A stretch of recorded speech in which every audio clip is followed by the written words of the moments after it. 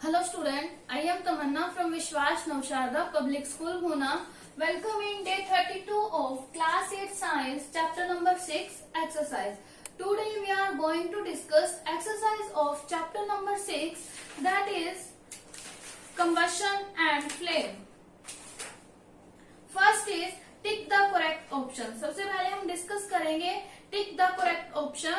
First is which of the following is an example of spontaneous combustion. ठीक है, आपको option दिया है, आपको ये बताना है कि स्पॉन्टेनियस कंबशन का एग्जाम्पल कौन सा है. अब एग्जाम्पल बताने से पहले आपको ये पता होना चाहिए कि व्हाट इज स्पॉन्टेनियस कंबशन. तो क्या है स्पॉन्टेनियस कंबशन? जब भी कोई सब्सटेंस बिना किसी एक्सटर्नल हीट की हेल्प के जलने लग जाए. ठीक है, जब भी कोई सब्सटेंस बिना किसी एक्सटर्नल हीट की एब्सेंस के या फिर बिना किसी एक्सटर्नल हीट की प्रेजेंस के जलने लग जाए तो उसे हम क्या बोलते हैं? Spontaneous combustion. अब आपको ऑप्शन दिए हैं बर्निंग ऑफ क्रैकर. तो बर्निंग ऑफ क्रैकर को हम देखें तो उसके लिए तो हम मैचस्टिक बर्न करते हैं ना, तभी क्रैकर जलते हैं. बर्निंग ऑफ कैंडल, इसके लिए भी हमें मैचस्टिक की जरूरत है. बर्निंग ऑफ मैग्नीशियम, इसके लिए भी हमें एक्सटर्नल सोर्स की रिक्वायरमेंट है. But burning of white phosphorus in air, जो व्हाइट फॉस्फोरस होता है ना वो एयर में अपने आप ही जल जाता है, उसे किसी भी एक्सटर्नल हीट की रिक्वायरमेंट नहीं है. तो ऑप्शन क्या है? Burning of white phosphorus in air. D part है बर्निंग ऑफ व्हाइट फॉस्फोरस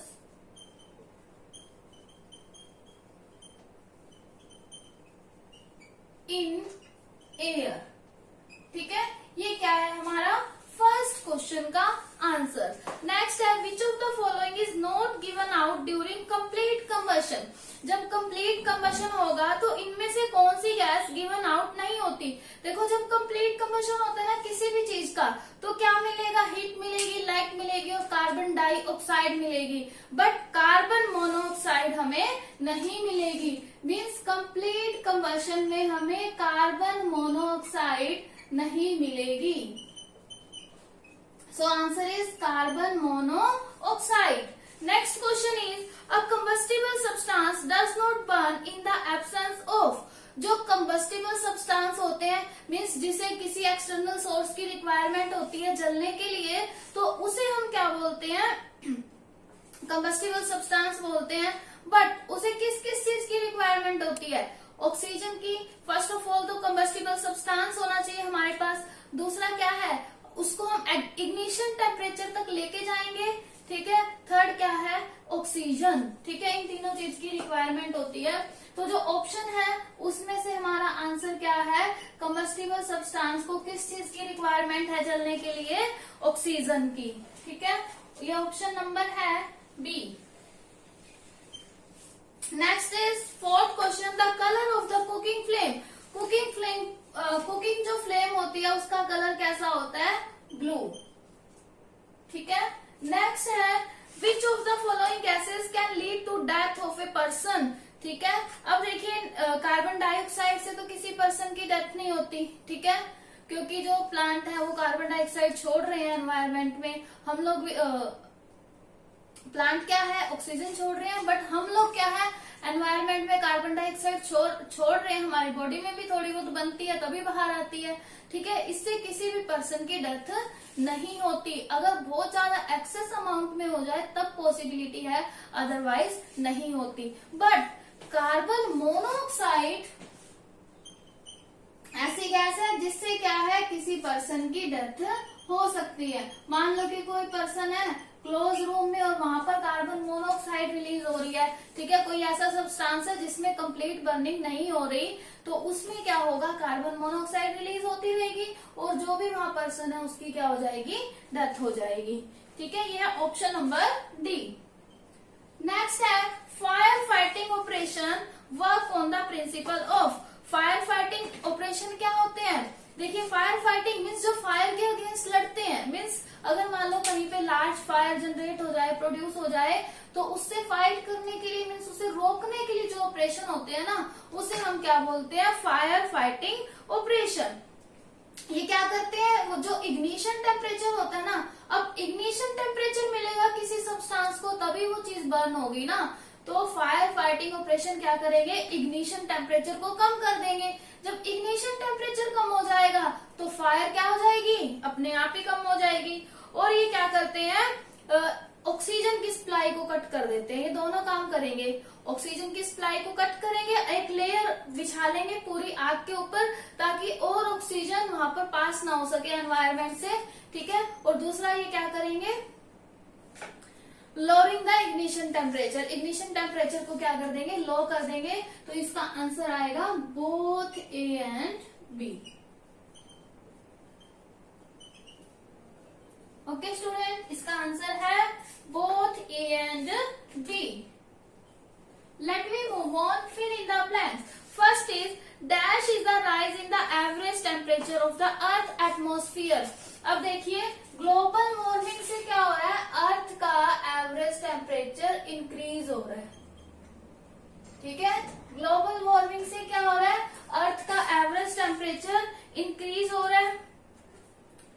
कैसे हो रहा है, अब ग्लोबल वार्मिंग क्या है कि जो धरती पे गर्मी है वो बढ़ती जा रही है। कैसे, अब सन जो ओजोन लेयर है वो डिप्लेट होती जा रही है और सन की ज्यादा हीट अर्थ पे आ रही है, जिससे क्या हो रही है, ग्लोबल वार्मिंग हो रही है, मीन्स अर्थ का टेम्परेचर इंक्रीज हो रहा है। नेक्स्ट है polluted rain containing sulphuric acid and nitric acid. ऐसी पॉल्यूटेड रेन जिसमें सल्फ्यूरिक एसिड भी है और नाइट्रिक एसिड भी है, उसे हम क्या बोलते हैं, एसिड रेन। क्या बोलेंगे उसे, एसिड रेन। नेक्स्ट है complete combustion of wax take place in, ठीक है। जो कंप्लीट कंबशन है वो कैंडल के कौन से जोन में होगा, मीन्स कैंडल फ्लेम के कौन से जोन में होगा, आउटर मोस्ट। अब फोर्थ है इन foam type fire एक्सटिंक्शर।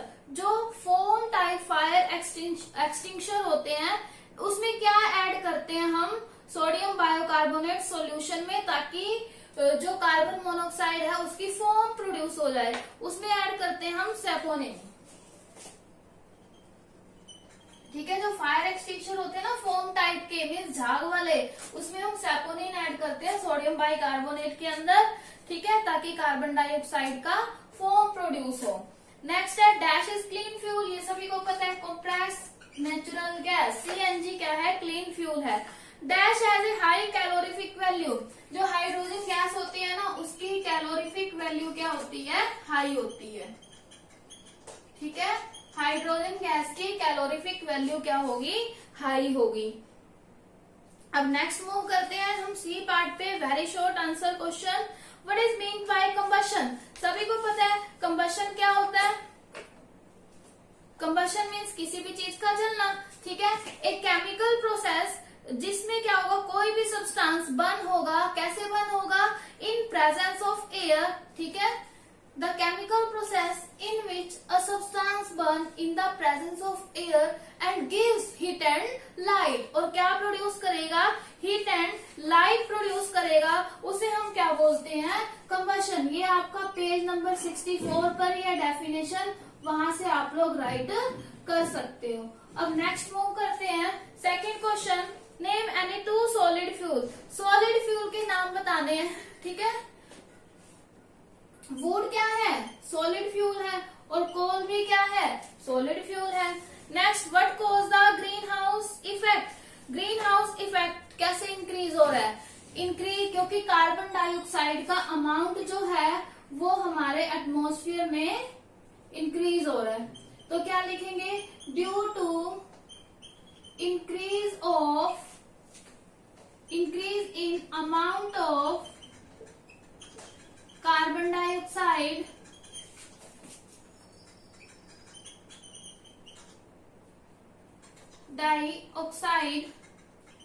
in atmosphere। Atmosphere में क्या हो रहा है, कार्बन डाइऑक्साइड का अमाउंट इंक्रीज हो रहा है, जिसकी वजह से ग्रीन हाउस इफेक्ट भी क्या हो रहा है, इंक्रीज हो रहा है। Next is name a liquid fuel that is highly inflammable. ठीक है, हमें लिक्विड फ्यूल का ईंधन है जो क्या है, हाईली इनफ्लेमेबल है, that is petrol and kerosene.